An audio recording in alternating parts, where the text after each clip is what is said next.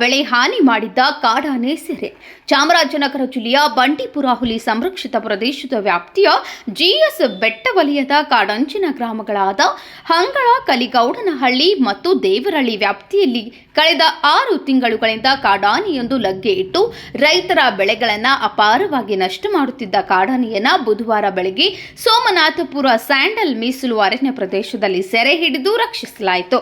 ಚಾಮರಾಜನಗರ ಜಿಲ್ಲೆಯ ಬಂಡೀಪುರ ರಾಷ್ಟ್ರೀಯ ಉದ್ಯಾನವನ ಹಾಗೂ ಹುಲಿ ಸಂರಕ್ಷಿತ ಪ್ರದೇಶ ವ್ಯಾಪ್ತಿಯ ಹೇಮವದ್ ಗೋಪಾಲಸ್ವಾಮಿ ಬೆಟ್ಟ ವಲಯ ವ್ಯಾಪ್ತಿಯ ಕಾಡಂಚಿನ ಗ್ರಾಮಗಳಲ್ಲಿ ಉಪಟಳ ನೀಡುತ್ತಿದ್ದ 40 ವರ್ಷದ ಕಾಡಾನೆಯನ್ನ ಅರಣ್ಯ ಇಲಾಖೆಯ ಹಿರಿಯರು ಅಧಿಕಾರಿಗಳಾದಂತಹ ಸೂಚನೆ ಮೇರೆಗೆ ಬಂಡೀಪುರ ಅರಣ್ಯಾಧಿಕಾರಿ ಎಸ್ ಪ್ರಭಾಕರನ್ ನೇತೃತ್ವದಲ್ಲಿ ಕುಮ್ಕಿ ಸಾಕಾನೆಗಳಾದ ಈಶ್ವರ, ಕಂಚನ, ಶ್ರೀರಾಮ, ಲಕ್ಷ್ಮಣ ಹಾಗೂ ರಾಂಪುರ ಆನೆ ಶಿಬಿರದ ರೋಹಿತ್ ಮತ್ತು ಸಾಕಾನೆ ಮೇಲ್ವಿಚಾರಣಾ ಸಿಬ್ಬಂದಿಗಳನ್ನೊಳಗೊಂಡ ಕಾರ್ಯಾಚರಣೆಯ ತಂಡದ ನಿರಂತರ ಶ್ರಮದೊಂದಿಗೆ ಸೆರೆ ಹಿಡಿಯುವ ಕಾರ್ಯಾಚರಣೆಯು ಯಶಸ್ವಿಯಾಗಿದೆ.